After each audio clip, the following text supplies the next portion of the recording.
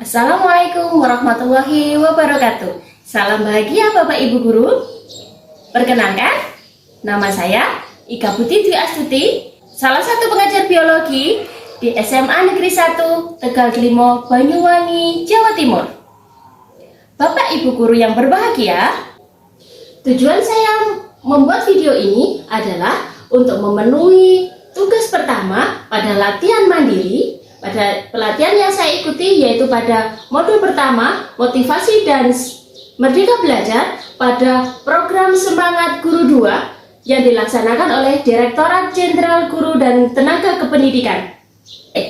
Hal baru yang saya pelajari dalam motivasi dan merdeka belajar adalah motivasi itu ternyata adalah dorongan dari dalam diri untuk mencapai satu tujuan. Nah, ternyata ada dua teori motivasi. Yang pertama adalah teori motivasi berbasis konten yang diberikan oleh Maslow. Manusia termotivasi untuk memenuhi kebutuhan dasar, itu merupakan teori motivasi berbasis konten yang disampaikan oleh Maslow. Kebutuhan dasar manusia itu dibagi jadi dua. Ada kebutuhan berbasis kekurangan, yang kedua adalah kebutuhan berbasis perkembangan. Untuk yang berbasis kekurangan itu dibagi jadi 4.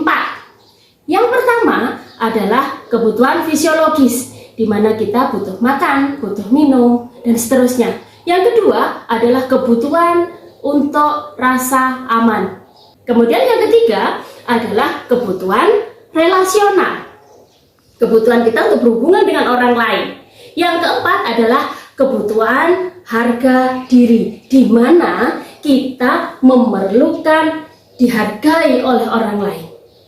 Untuk kebutuhan yang paling tinggi pada kebutuhan dasar itu adalah kebutuhan berbasis perkembangan, di mana kita memerlukan untuk memberikan kontribusi di dalam masyarakat yang disebut dengan aktualisasi diri.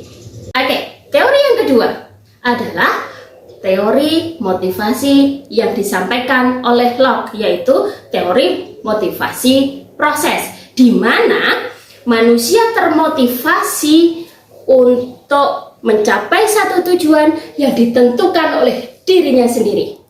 Nah, untuk teori motivasi proses tersebut, kita pasti akan menentukan sebuah nilai.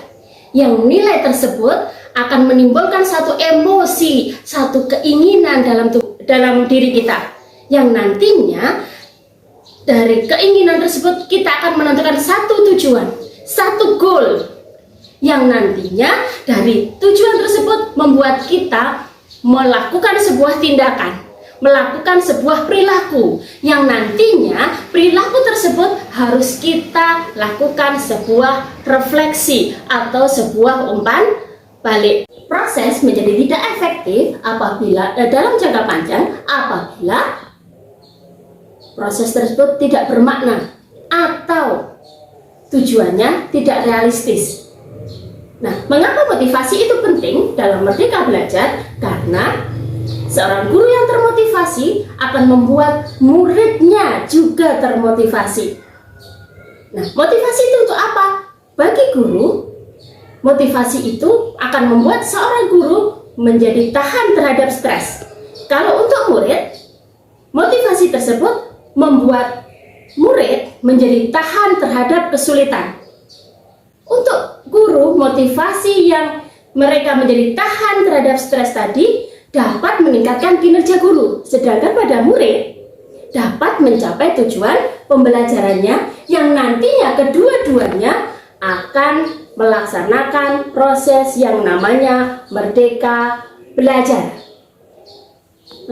Dalam modul motivasi dan merdeka belajar ada yang namanya lembar aksi 1, di mana lembar aksi 1 tersebut memandu saya untuk mengenali kebutuhan diri sendiri, kemudian menentukan tujuan pengembangan diri, dan yang terakhir adalah melakukan umpan balik secara berkelanjutan.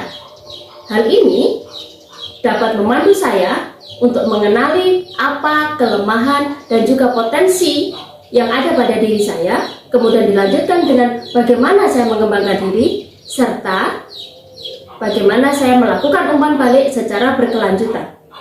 Tips saya untuk para pengajar untuk mengelola motivasi dan merdeka mengajar adalah yang pertama, kita harus menentukan tujuan.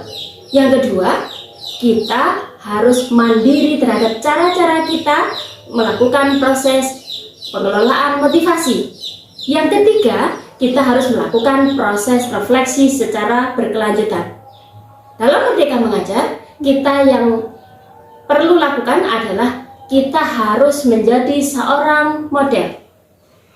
Kita harus jadi orang pertama yang melakukan merdeka mengajar yang kita lakukan di kelas kita. Kemudian kita refleksi, hasilnya kita sampaikan kepada teman-teman pengajar di sekitar kita dalam sebuah komunitas. Sekian dari apa yang bisa saya sampaikan kepada Bapak Ibu guru yang berbahagia. Tetap semangat untuk mengelola motivasi, karena kalau kita termotivasi, murid kita juga akan termotivasi. Kita akan menjadi guru yang bersemangat, guru yang ceria, yang menularkan semangat tersebut, motivasi tersebut kepada semua murid-murid yang kita cintai. Tetap semangat Bapak Ibu guru. Marilah kita mengikuti program Semangat Guru 2 yang dilakukan oleh Direktorat Jenderal Pendidikan dan Tenaga Kependidikan. Terima kasih. Assalamualaikum warahmatullahi wabarakatuh.